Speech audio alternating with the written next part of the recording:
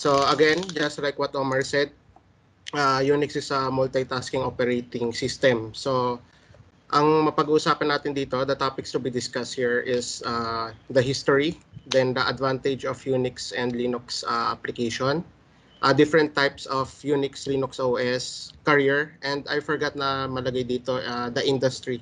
So this seminar is for those who want to know more about Unix and also want to add another option on their track in Mapua, since most of them, they would like to have a career path of developer or testing. So I would like to introduce Unix as an additional option to all of you guys. So before that, since may nag-request, on ko lang yung camera ko. So again, balik tayo sa history. Unix was created by Ken Thompson and Dennis Ritchie in 1970. So they were tasked to create a operating system in a mainframe that was requested by General Electric GE. So Dennis Ritchie, if you guys know, is the father of C programming. So they eventually failed in creating the operating system for the mainframe that was requested by General Electric. But Ken Thompson and Dennis Ritchie decided to pursue their goal in the multi-user operating system, but on a smaller scale. So in 1970, they successfully created the Unix operating system. Okay, fast forward to 1991. So Linus Torvalds created Linux. So just for clarification, Linux is a different operating system from Unix, but we can say that it is an exact copy of Unix system. So mag-progress tayo doon as long as I talk here. So Unix and Linux, the operating system tends to have the same philosophy.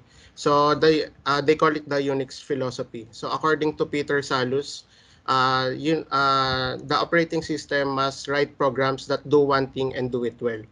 So the statement here provides the insight of, if you want a function in your program or in your operating system, then write a program to it. Then if you want another function to that, write a separate program. So hindi natin siya dinadagdag as a feature to one program. So one function, one separate program. Then the next is write programs to work together. So ito yung I'll get back to this, pero just to give you an insight, this write programs to work together statement pertains to scripting. So I'll talk about scripting later. Then also the last one, write programs to handle text streams because that is a universal interface. So ang ginagawa natin most likely in programming or other programming languages, ginagawa natin, in order to have an input to a next function, kailangan natin i-store sa variable yung input na yon. So in Unix and Linux, ginawa nila, kaya natin to in one line only. And that term is called pipelining. So again, I'll discuss this further. Hello? So next is what are the advantages of Unix and Linux? So this is compared to sabihin natin Windows Server. So most likely Unix and Linux are used on servers. Hindi siya ginagamit sa desktop and hindi rin siya ginagamit sa hindi siya ginagamit sa desktop. Hello? Most likely ginagamit siya sa servers lang. So bilang lang less than 2% of the personal computers in the world uses Linux as an operating system. So first of all, stability and reliability. Stability and reliability meaning nito is much more stable siya rather in comparison with Windows. So kung mapapansin nyo, Windows, kapag nag-update yung Windows, may certain point in time na kailangan i-force restart yon. So Windows na mismo magre-restart nito. So for Unix and Linux, hindi siya ganun. They will just remind you that there is a coming update and they would like to request if you would like to update it or not. But if you choose not to update it, hindi ka na nila pipilitin pa. So, this is primarily because ayaw nga nila ng sudden downtime for servers kasi most company doesn't like that sudden downtime because it loses their business income. Next is total cost of ownership. So for nilagay ko dyan for Linux operating system. So just for everyone to know, Linux operating system is free, not like Windows and Unix where you have to pay just for that operating system. So for Linux, libre siya. Pwede mo siya ma-download anytime. And there are different types of Linux operating systems for available for to download. Next is hardware requirements. So hardware requirements naman is if in installing an operating system, if you would compare it to Windows requirements, sobrang baba lang ng hardware requirements ng Linux and OS. So, pwede na rin natin siya ipasok sa total cost of ownership because, ay nga, kung mas mababa yung RAM na requirements mo, mas mababa yung RAM na mabibili mo, makakatipid ka. Next is, one of the most important part is security. So, in Unix and Linux server, much secure siya kaysa using Windows server. So, konti lang yung mga incidents na merong incident na nagkaroon ng breach or hack in a Unix and Linux server. Then next is the main point of using Unix and Linux servers, operating systems on servers is the multi-user function where you can multi-user where multiple users can log in at the same server at the same time. So if you would compare it to Windows Server, ang Windows Server only has one or two minsan users that can log in simultaneously. While for Unix Server, I think we have already tried 3, 4, 5. So multi-user talaga siya. So it advantageous siya especially when using it on servers because may mga point in time na you will need to have a multiple login for some process or for some investigation. So kapag if you took up Unix or Linux as your career path, what skills would you develop or what skills would what skill will the industry require you to have? So first of all, in my opinion, scripting is one of the most crucial skills that you must acquire when pursuing Unix and Linux as a career path. So, ayun nga, sinabi ko kanina we'll discuss scripting. So, yung iba kasi, others tend to choose Unix or Linux system administration as a career path because of the reason na ayaw nila ng programming. So, for that, ngayon pa lang, I will tell you that don't get into that mindset na I will choose Unix and Linux as a career path because I don't like programming. Because the counterpart of programming in Unix and Linux is scripting. So, I'll give you an example on that. So, basic example lang naman siya. Para at least meron kayong background on what can you do in scripting. Next is file and text properties. So in Linux, everything is a file. Even a directory is a file also. So file and text properties, ito is, again, let's go back to the advantage. It is one part of the security. So file and text properties is, this is where you will able to manipulate who can access the file, who can write the file, who can read the file, and who can execute the file.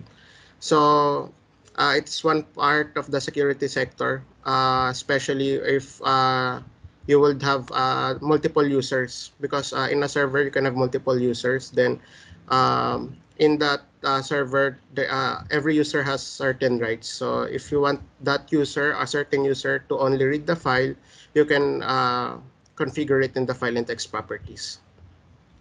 Next is networks configuration. So since most likely Unix and Linux operating system is used on servers, So it has a number of connections to personal computers, another server, router, etc., etc.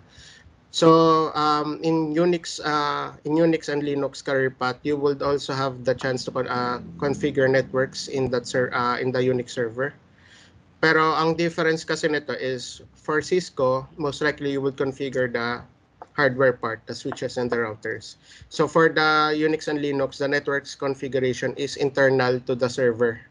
Hindi siya based on hardware. So nasa operating system level siya.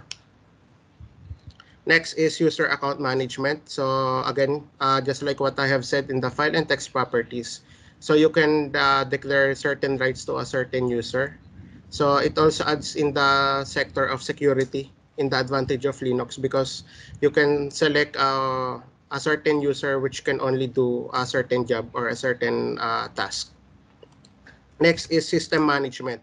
So again, system management, since application of Unix and Linux is most likely on servers, other programs will be installed on that server, and you are one of the career path is to be an application admin, where you have to monitor and manage the system or the application that is installed in that server.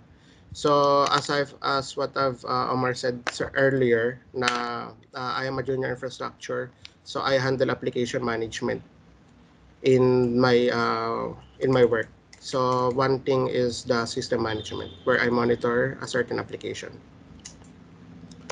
Next is, as what I've said earlier, there are many types of Linux operating system. So one operating system that is very general to use is, especially on desktop, is the Ubuntu.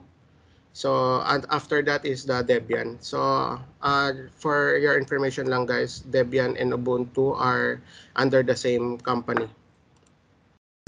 Next naman is the Fedora, Red Hat, and the CentOS. So these three Linux operating systems are more used on the enterprise level.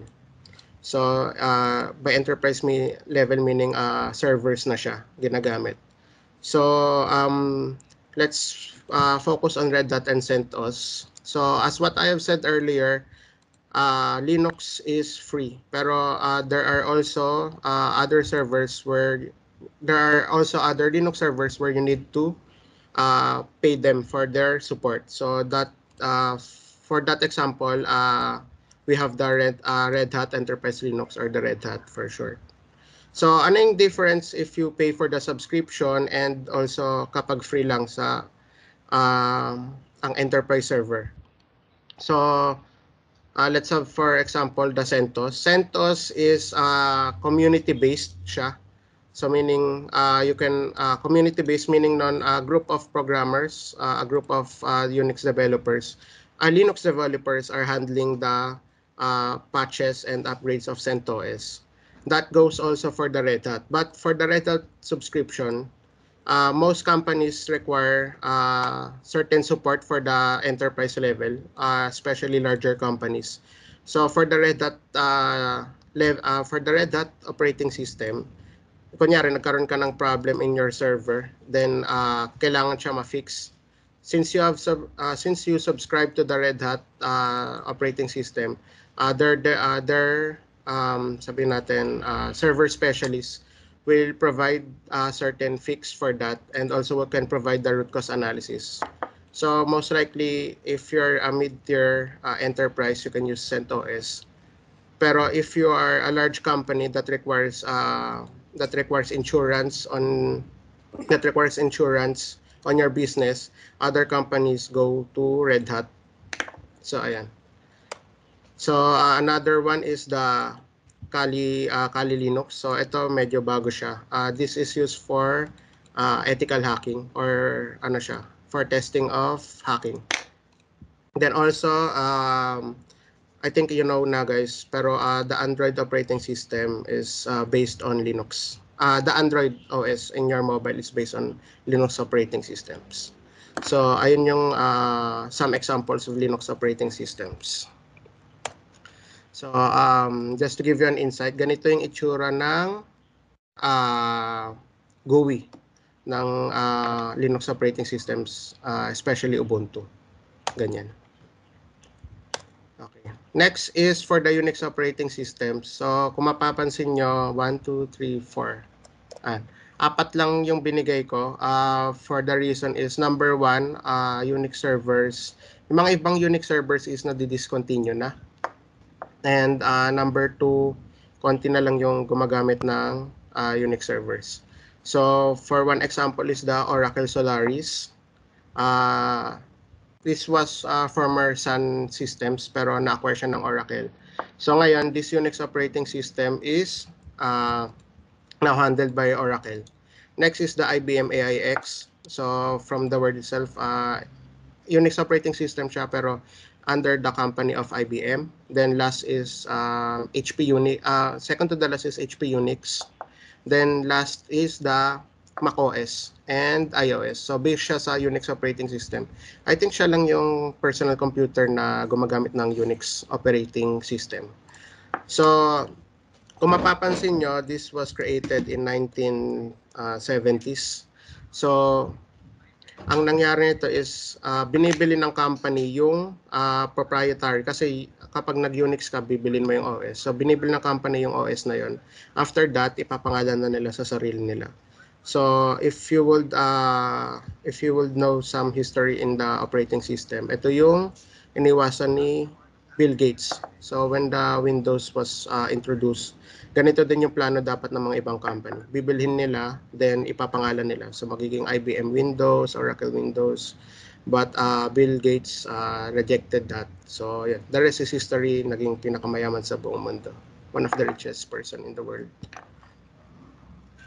So yan, let's talk about the industry, Linux or Unix industry. So gaano ba kalaking industry na to?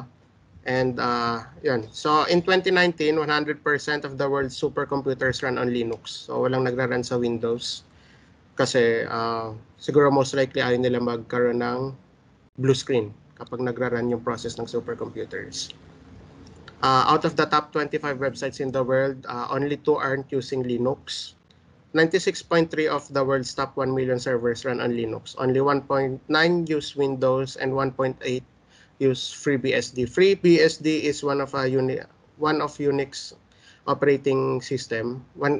Pero free na siya. So, ayan. Next is 90% of all cloud infrastructure operates on Linux. So, ngayon yung trend kasi is the servers are now on cloud. So, platform as a service, software as a service. So there are migrating to cloud na. So almost all of the 90% of cloud users are operated on Linux. Next is every Android smartphone works on the Linux kernel. 75.16 of all smartphones run on Android. So ayun nga, just like what I have said earlier, Android is based on Linux OS. Next is career. So if you would choose Unix or Linux sysad as a career path, ano yung mga options sa inyo? So one is I have jot down four famous jobs. So one is the system admin. So system admin most likely handles on servers, configuration of servers, monitoring of servers.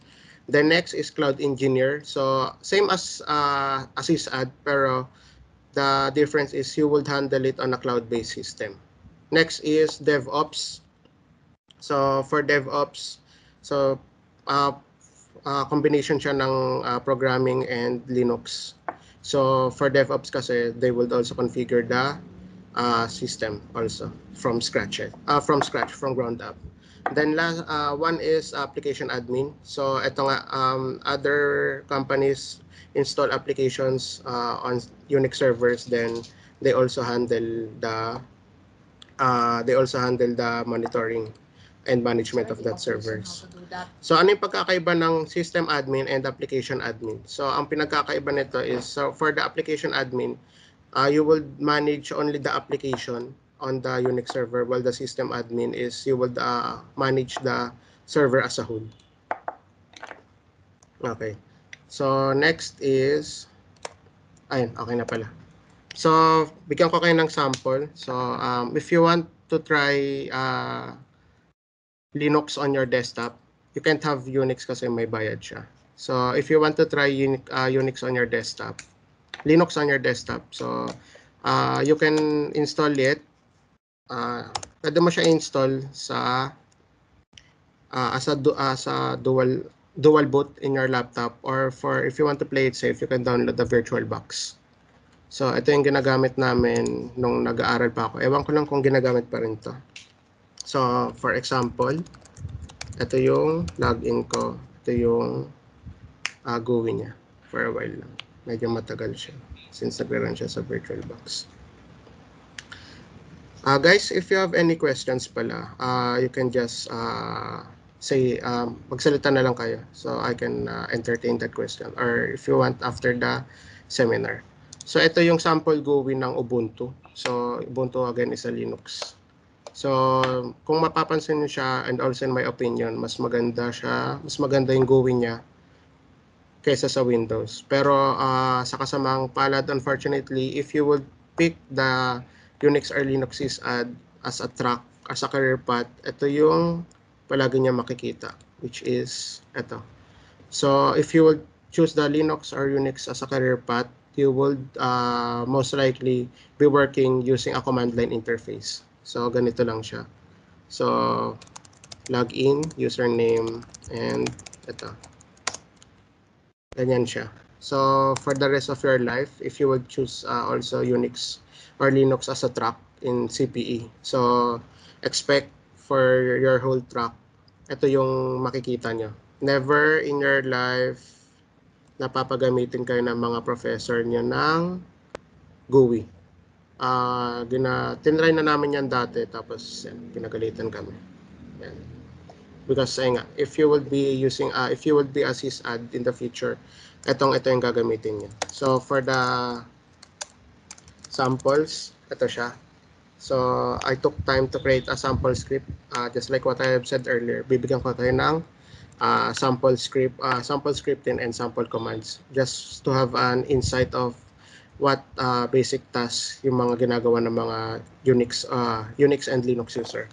So let's start tayo sa pinaka-basic. Will you add another user? So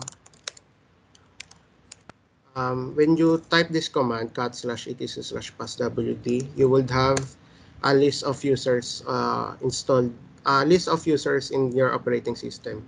So kung mapapansin nyo, I already tested test user 5 and test user 6. And also my default user, which is Tango. Wait lang, let me check. Ayan. So Tango. So ito yung default user na create ko upon installing the operating system. So again, let's try na. So ang ginagawa kasi most of the time when you're a sysad is kindly create a user for a certain employer. So kunyari bago yung employer,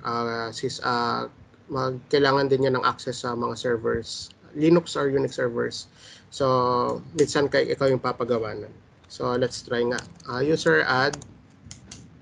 So the command on adding user is a user add. Then let's try, sabihin natin hanap tayo ng pangalan, Paulo Merina. Yan. So kung mapapansin nyo, ang nagkaroon siya ng error, which is a permission denied. So if you would look back here in advantages of Linux, so nandun siya sa part ng security and also user account management. So there are kailangan mo ng admin rights or kailangan mo ng admin user in order to add another user in the operating system. So try natin gawin nating admin yung user natin, sudo. Meaning ng sudo is super user. For super user ay yung sabihin natin admin ng Linux. So asking for my password, type ko yung password. So again, try ulit natin yung command, user add Paulo Merina. Okay, so ngayon successful ba siya? Let's check naman natin /etc/passwd. So check natin yung user. So nandito siya sa user, Paulo Merina. So yung isa rin features nga na binanggit natin is the Linux can have a multi-user. So, try natin mag-login sa ibang, sabihin natin command line terminal. So, ayan. Kung mapapansin nyo, I can freely change the command line terminal. So, ito, tapos login tayo ng iba. So, try natin yung bago nating user, Paulo Merina. So, kapag in-enter natin siya, password, wala tayong inilagay na password. So, login incorrect siya. So, for adding users, kailangan natin siya lagyan ng password. So, ang gagawin natin is another command, passwd, meaning nun, we will add a password to the account of user Paulo Merina. So, try natin, Paulo Merina. Yan. So, new password.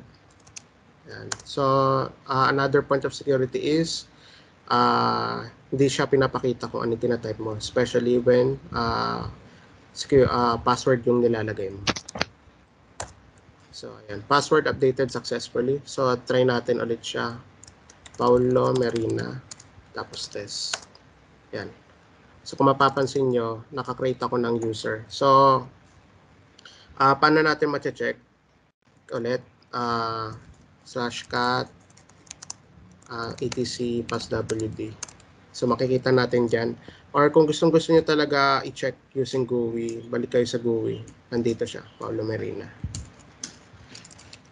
So, that's for a basic commands in using Linux server. Next is punta tayo sa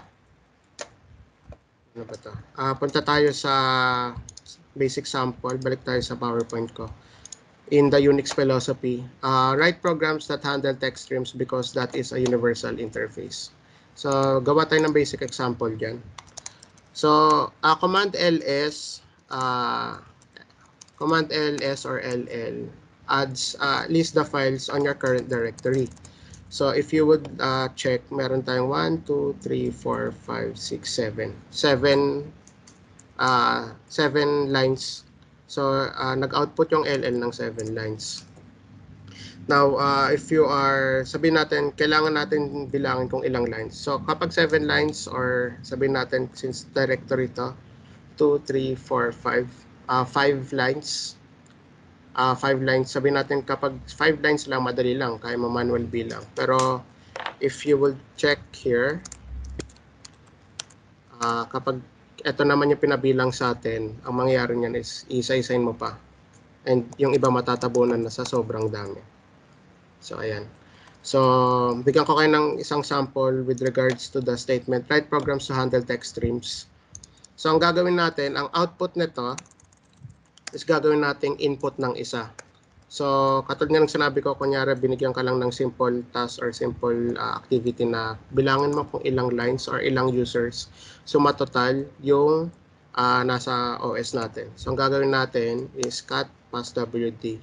But, imbes na bibilangan natin yan, i-apply natin tong Unix philosophy na to na write programs to handle text streams because that is a universal interface. So, ito, ang tawag dito, as I have mentioned earlier, is pipelining. So, ang ginagawa nito is the output of your command will be the input of another.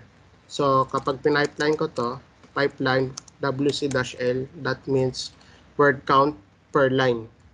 So, kapag in-enter natin yan, lalabas na 50. So, meron tayong 50 users. So, ganun yung mga simple commands in Linux server. Linux and Unix server. So, ang pinagkaiba lang nila is some formats, pero overall, parehas na parehas siya. So, kapag tinanong nga sa inyo, marunong ka ba mag-Unix or Linux? You can always say yes because same lang yung concept nila, same lang yung format nila, same lang yung logic nila. Okay. So, balik tayo sa user add na function. Kunyari sinabihan ka ng boss mo na maggawa ng 5 user. So, imbes na katulad ng ginawa ko kanina na mamano-mano ko siya, gumawa ko ng script. So, silipin muna natin tong script na to, useradd.sh. So, ito yung ginawa kong script. Katulad ng sinabi ko nga sa inyo, kapag kayo ay pumunta ng Unix or Linux career path dahil ayaw nyo sa programming. So, let me give you an insight na may programming siya. Okay. So, ayan. Again, I added the function, then bool for yes or y, yes or no question. So, ang ginagawa lang kasi nito, ang ginagawa ng script is, ipapatype din natin yung username and ipapatype din natin yung password. So, nilagyan ko siya ng delay ng 2 seconds just for you to check. So, try natin siya. /user_add.sh. Tapos try natin siya. Please type in username. Lagay natin siguro Leo Padilla. Yan. So again, once you created your username, you need to configure the password for that certain user. So Leo Padilla, tapos lagay natin test. Yan. 2 seconds delay. So again, nag-error siya, permission denied. Kasi katulad nga ng sinabi ko, kailangan natin naka-admin rights when adding users. So tayo sudo su dash, balik tayo sa pagiging admin or super user. Then try ulit natin yung